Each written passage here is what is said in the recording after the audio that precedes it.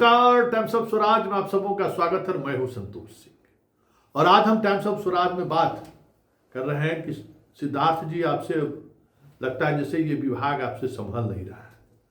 भले आपने इच्छा व्यक्त करके शिक्षा विभाग लिया हो, मुख्यमंत्री ने भी कहा ठीक है देखिए, लेकिन जिस तरीके से विभाग चल रहा है ना, बहुत मुश्किल है। क्योंकि इस विभाग की वजह से आए दिन अच्छे काम होने के बावजूद भी निशाने पर नीतीश कुमार है। देख रहे हैं बर्गव्यासी घूम घूम कर किनको निशाने पर ले रहे हैं। क्योंकि आप अभी तक जितने भी निर्णय लिए हैं ना, कोई भी निर्णय स्पष्टता के साथ जो उस निर्णय से प्रभावित होने वाले लोग हैं उन तक नहीं पहुंच पा रहा। आप अगस्त में ऐप सिस्टम शुरू किए, 1 अक्टूबर से आपने उसको मैंडेटरी कर दिया, लेकिन दिसंबर खत्म होने को है, अभी तक आपके ऐप से कोई रिजल्ट नहीं निकला। उल्टे ऐप के सहारे खूब रसमंजली हुआ टीचरों का। सब कुछ उसी तरीके से हुआ जिस तरीके से पहले कभी नियोजित शिक्षक शिक्षा मित्र किया करते थे, जिसके लिए वो लोग बदनाम थे। बीपीएससी वाले जमकर भागे रहे, यूपी से लेके झारखंड तक भागे रहे। अब आप पत्र आपको जारी करना पड़ा, नए तरीके से अब ऐप का एप्लीकेशन बनाना पड़ रहा है। देखिए टेक्नोलॉजी क्या है, मानव की जगह पर टेक्नोलॉजी क्यों लाया गया कि 0.01% का संभावना रहता है कि गड़बड़ी हो सकता है। 99.9.9 एक्यूरेसी का संभावना रहता है कि एक्यूरेट रिजल्ट देगा। लेकिन आज आपका ऐप देख लीजिए, 50% भी एक्यूरेसी नहीं है। सवाल यही नहीं है, सवाल यह है कि 1 तारीख को जिनको ज्वाइन करना है वो आज भी इस मूड में है कि करें तो करें क्या करें, कैसे करें। और ये सारी समस्या का जड़ आप है, सारी समस्या का जड़ तबादले को लेकर जो आप बनाए हैं, जो मांगे जा रहे हैं, क्या होगा तबादला पता नहीं।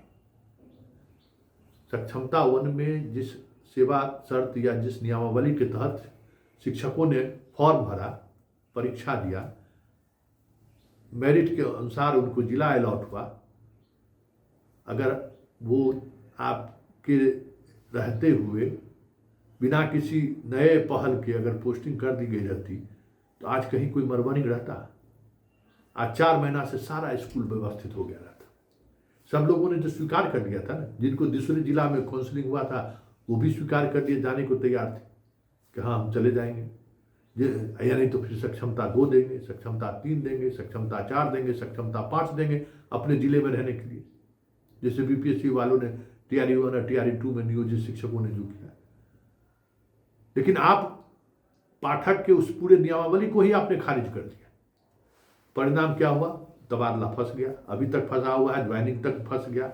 रोज नया ज्वाइनिंग के लिए अलग अलग मुख्यमंत्री के हाथ से ज्वाइनिंग बंटवाए, वो भी निरस्त हो गया। अब अलग से डिजिटली होगा, ऐसा भी हुआ है। अब पता नहीं, ये अराजकता ही है ना। आप या तो सीएम से कम्युनिकेट नहीं किए, या फिर जिस बात को लेकर आप सीएम के पास गए उस दौर की बात आप सोचिए कि जेंडर बाइसनेस को लेकर क्या आपके जुबान पर कोई सवाल का जवाब था? लेकिन ये करने की जरूरत क्यों पड़ी? अगर पाठक के उस नियमावली के तहत, भी तो कैबिनेट से पास नियमावली था ना, उस नियमावली के तहत अगर सब कुछ हो गया रहता तो नीतीश कुमार का बल्ले बल्ले था, नीतीश कुमार की बदनामी भी नहीं होती। आज नीतीश कुमार सीना चौड़ा करके घूमते भी और मास्टर लोग भी सीना चौड़ा करके नीतीश को बधाई देते।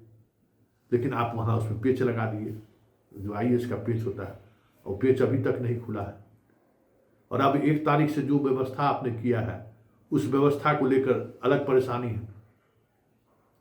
आप बताइए कि स्कूल चलेगा, हेडमास्टर साहब का चल रहा है, उसकी पोस्टिंग करिएगा, पूरा स्कूल फिर खाली होगा।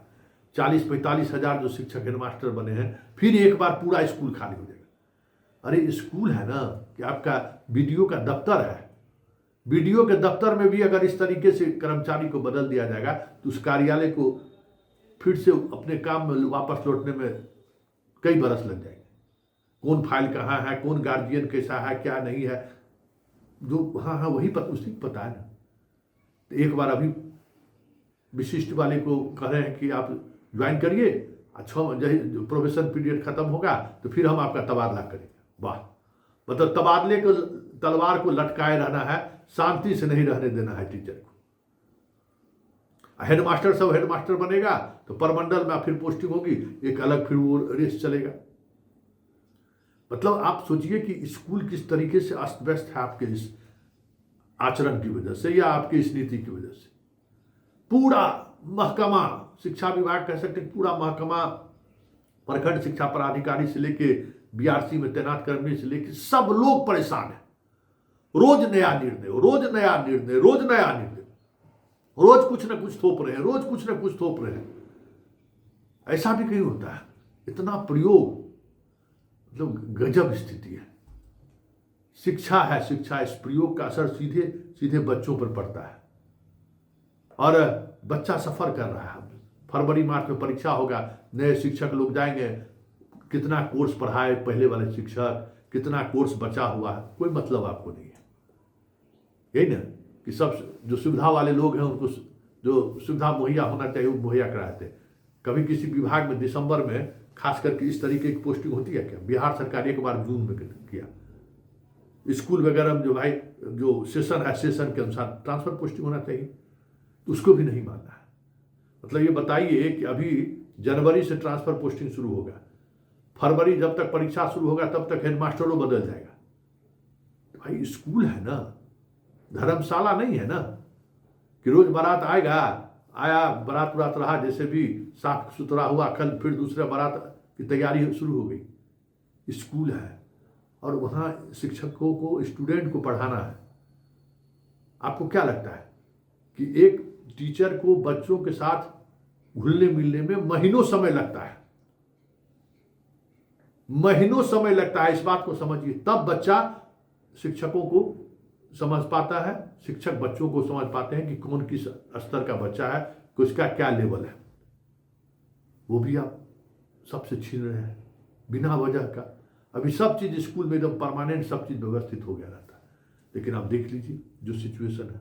और अभी भी आप स्पष्ट नहीं है, अभी भी कई मुद्दों पर आपकी स्पष्टता नहीं है।